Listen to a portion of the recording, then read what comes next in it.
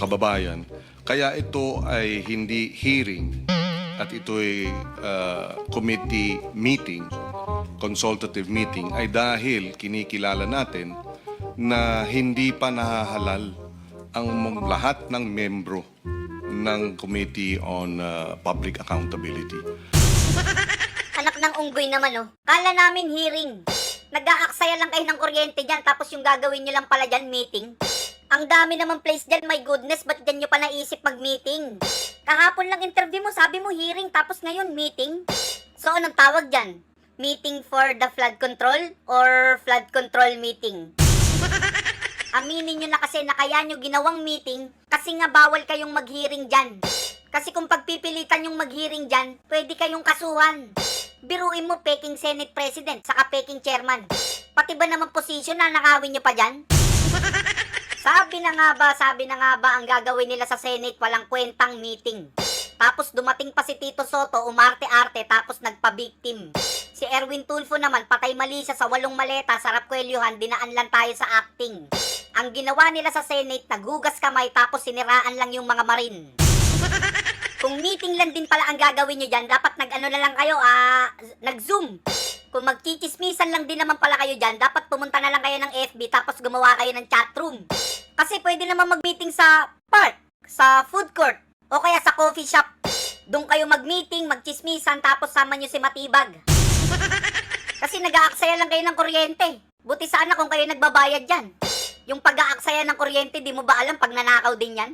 Mga magnanakaw talaga kayo naman. Alam nyo, nagtaas na naman yung singil ng Meralco, tapos pag-aaksaya lang ng kuryente gagawin nyo dyan? Langya naman, no? Meeting lang pala yan. Sa Senate pa talaga. Meeting na nga lang, wala pang kwenta. Di nyo napansin, imbis na mag-imbestiga, naghugas kamay lang sila. Tapos pilit hinahanapan ng butas yung mga Marines pa. Nakatanggap daw ng 5 million each, palibasa kasi gawain nila. Yung gawain nila pinapasa sa iba. Tapos sabi niya pa, nasa rules po namin yan, bawal ang surprise witness. Meeting na nga lang, may rules pa eh. Tapos takot sa surprise witness. Lang niya, akala ko pa naman matapang ka eh. Mas maganda nga surprise para biglaan eh. Natatakot ka sa surprise, may tinatago ka yata eh. Wala ka pala eh, takot ka pala eh. Ang matapang lang sa'yo, hiya sa kabunganga eh. Tapos matapang ka lang yata pag nakarobast eh. Ay, takot sa surprise. Natatakot ka siguro yung nakuha mo, hindi lang 8 maleta. Kasi kung wala kang tinatago, hindi ka matatakot sa surprise witness, di ba? Ang laka naman bukod sa flood control, meron pang iba. Ang tapang-tapang pa neto nung nakaraan. Sino ba pinagmamalaki mo, yung asawa mong 4? Paano mo mamahalin yung bayan kung sa mismong asawa mo hindi ka tapat? Tapos ang lakas pa netong tumahol, si Robin lang pala yung katapat. Tandaan nyo, yung asong tahol ng tahol, hindi marunong mangagat. Magpahiring ka ng Blue Ribbon ulit. Magpahiring ka. I don't care kung dati kang Senate President, dati kang Speaker of the House, I don't give up. Talagang papahuli kita. Kung hindi papahuli, kung ayaw ng usa, bibit-biting kita, kwikwelyuhan kita, palalayasin kita dyan sa floor na yan. Meanwhile, nagsorry si Senator Erwin Tulfo sa Cayetano Block kasunod ng pagbabanta niyang ipa-aaresto sila. Giit ng senador, nadala lang siya ng damdamin sa mga nangyayari. O di ba? Sabi ko sa inyo eh. Ganyan na ganyan din ginawa niya kay General Rolando Bautista. Sasampalin niya daw tapos ingungudgud niya yung mukha sa inidoro. Tapos ganyan na ganyan din. Nagsorry siya. Sinungaling nga, kapatid ng magnanakaw. Dalawa silang magkapatid dyan. Kayo na lang magsabi kung sinong sinungaling, kung sinong magnanakaw. Or dalawang sinungaling, dalawang magnanakaw. Tapos tingnan nyo to. Dito pa lang sa live ng meeting nyo, makikita na.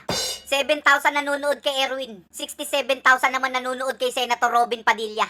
Ibig sabihin, sa pinagagawang meeting ni Erwin Tulfo, yung taong bayan wala nang tiwala. Biruin mo, 7,000 na nga lang nanonood, kung hindi natatawa, galit pa. Hindi kayo nahihiya? Yung taong bayan, pinagtatawanan na kayo. Alam na kasi ng mga tao na mga bogus kayo.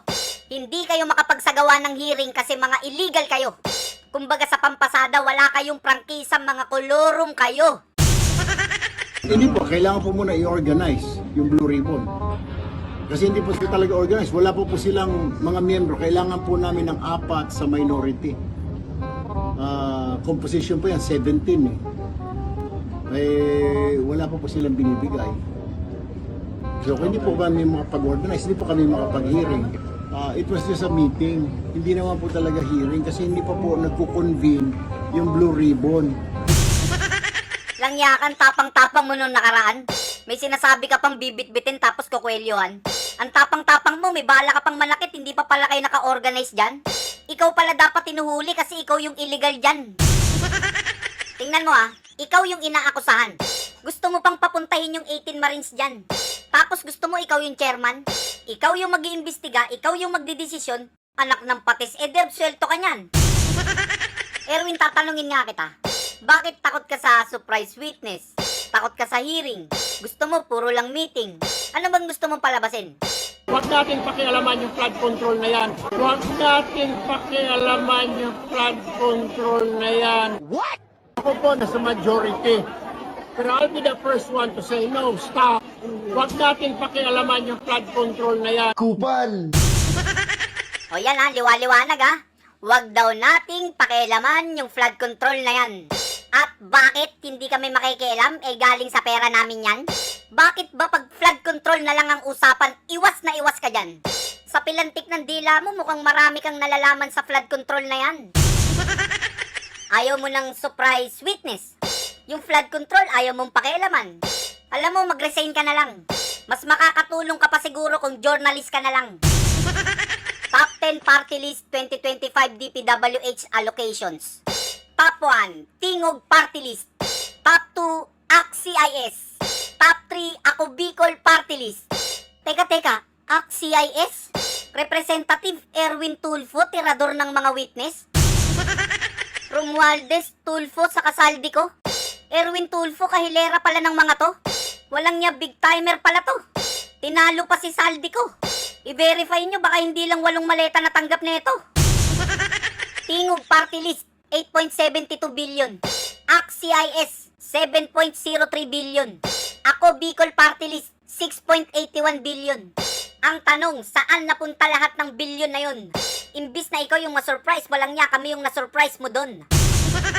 Kaya naman pala nagpapanik ka ngayon Tapos takot sa surprise witness Kaya pala yung flood control issue, ayaw niyang pakialaman Kesa mag-meeting-meeting ka dyan, ipaliwanag mo yan, pera ng taong bayan yan Huwag natin pakialaman yung flood control na yan. Huwag natin pakialaman yung flood control na yan.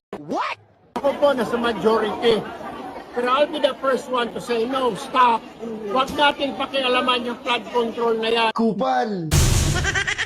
2 beses ka raw tumanggap ng nakamaletang mga pera. Doon nga ako nagtataka, Jessica, kasi sa kanilang earlier affidavit, 1 beses lang ang natumanggap. Tapos yung bilang dumami ng dumami. Sinungaling! Tatanggi mo pa, yan na nga 7.03 billion. Ipaliwanag mo yun.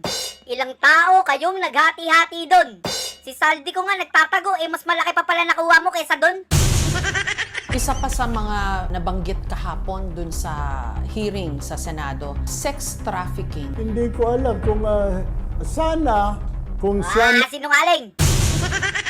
Biruin mo, nagkaroon ka ng 10 asawa, 4 na anak. Ben, baliktad Ben. 4 na asawa, 10 anak. 4 na asawa, sa tingin mo normal yun? 1, 2, pwede mo pang i-justify yun. Pero 10 anak sa 4 na magkakaibang asawa, anak ng patis. Malala na sakit mo nun. Isa kang makating lalaki pagka ganun.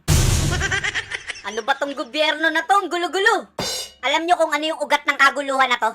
Mahinang pamumuno. Paano? Adik yung namumuno.